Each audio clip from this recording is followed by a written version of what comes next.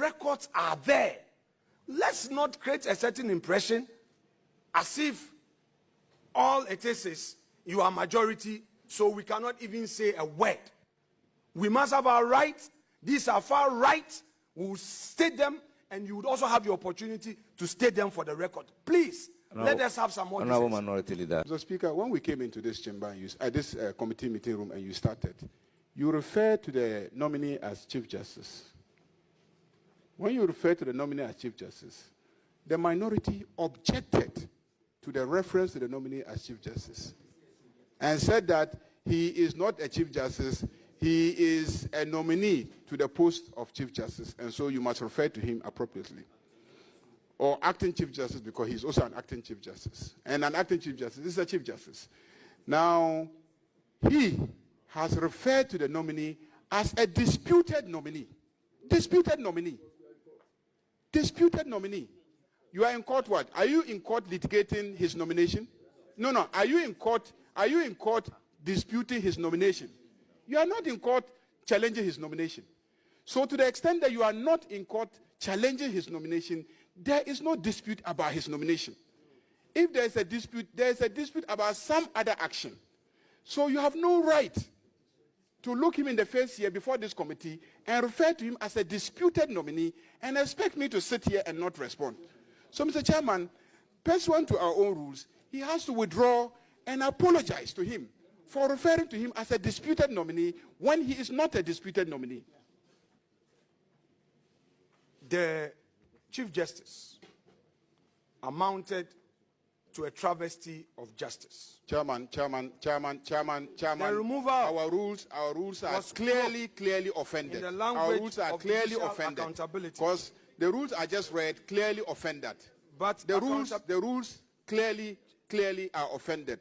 Chairman, the rules say that the conduct of the speaker, the Chief Justice, members and justices of the Superior Court of Judicature shall not be raised in Parliament except on a substantive motion. He has just raised the question of the conduct of a Supreme Court judge who chaired the committee. And he describes it and the conduct and what the justice did as a travesty of justice. He has raised the conduct of that judge. He has. And the rules are clear. And I can assure you that I will not allow you to breach any inch of the rules today.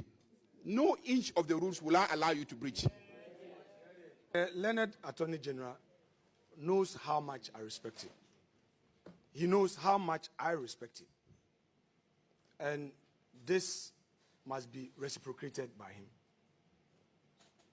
When the respected Leonard Mahama Ayariga, leader of government business, was raising his objection, I remained quiet to listen to him because I know that decency requires that we listen to each other in silence. We are lawyers, and in the East, we must demonstrate that practice in Adaba for people to know that we listen and respond.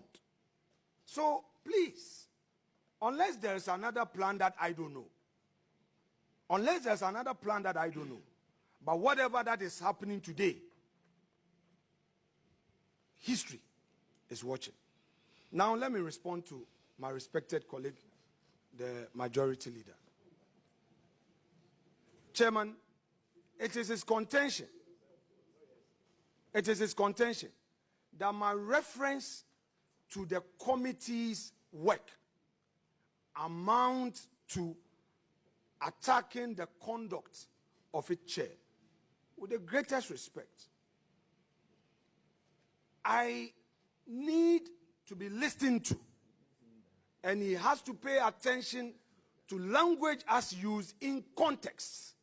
The rules are clear, what you can raise and what you cannot raise, and how you can raise it. I'll be surprised if after all these years in this parliament, you don't understand those rules. I'll be surprised. Yes, I intend to be offensive because he has told me that I am here to deliberately obstruct the minority. What did he say about that? To describe my conduct here as deliberately obstructing the minority when I'm trying to keep him to the rules.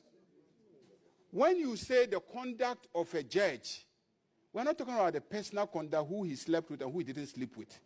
We're talking about his work, how he conducted his work. You are saying that the committee conducted its work in an opaque manner. That's what you are saying. In darkness, that's what you are saying. And that the outcome of their work is a travesty of justice. That's what I'm saying. And you are not in court challenging the conduct of the committee. You are not. You as a person, you are not in court challenging the conduct of the committee. You know the rules in the Constitution regarding the work of the proceedings. You haven't shown at any stage that the rules in the Constitution governing the work of the committee have been breached in any way.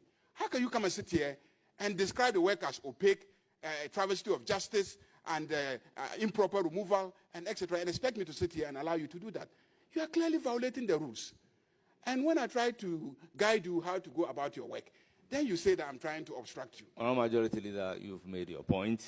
But you can't just be allowed to run down everybody and get up and walk because you are Afenyo Markin. Why? It will not be allowed. I am going to look, this whole issue about you making a preliminary statement, show me a rule that says that you have a right to make a preliminary statement. Show me in our standing orders anything that says that you, Afenyo Markin, have a right to make preliminary statements. You don't. Listen, we developed it as a practice. We developed it as a practice where normally the two leaders may make welcoming statements and general open statements, but you have converted it into a platform to do a press conference where you attack and impugn people and walk away with it. I'm saying that today you will not attack anybody and walk away whilst I sit in this committee. This morning, my attention was drawn to a few things.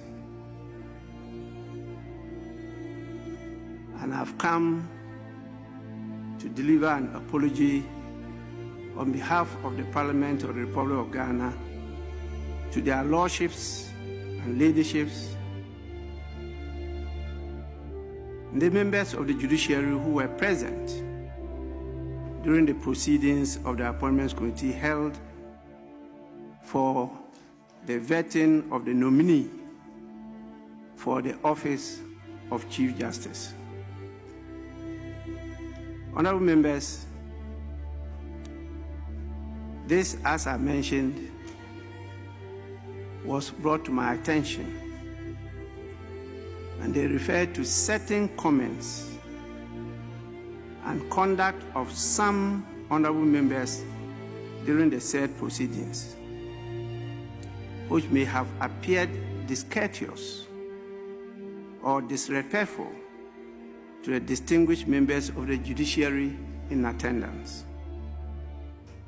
Such conduct, though not representative of the collective will of Parliament, is regrettable and inconsistent with the decorum expected of members under the standing orders of the Parliament of Ghana.